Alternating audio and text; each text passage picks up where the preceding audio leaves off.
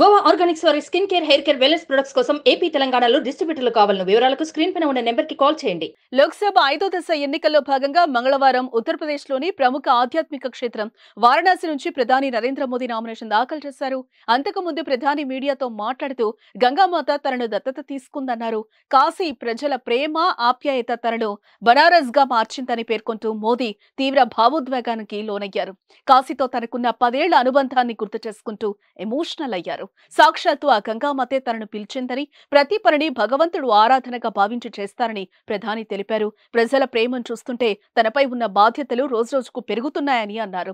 తన తల్లికి 100 ఏళ్లు నిండిన సందర్భంగా ఆమె పుట్టినరోజుకు వెళ్లినప్పుడు ఆమె చెప్పిన మాటలను గుర్తు చేసుకుని ప్రధాని భావోద్వేగానికి లోనయ్యారు. ఎవరి వద్ద లంచం తీసుకోవద్దని, పేదలను మర్చిపోవద్దని అమ్మ చెప్పిందన్నారు. తెలివిగా పనులు చేసి స్వచ్ఛమైన జీవితాన్ని గడపాలని తన తల్లి చెప్పిందని మోదీ కన్నీళ్లు పెట్టుకున్నారు.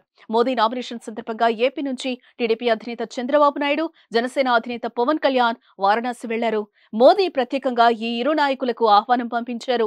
టీడీపీ, జనసేన, బీజేపీ కూటమిగా ఏపీ ఎన్నికల బరిలో నిలిచారు. అయితే కూటమి విజయం తథ్యమని చంద్రబాబు, పవన్ ధీమా వ్యక్తం చేస్తున్నారు.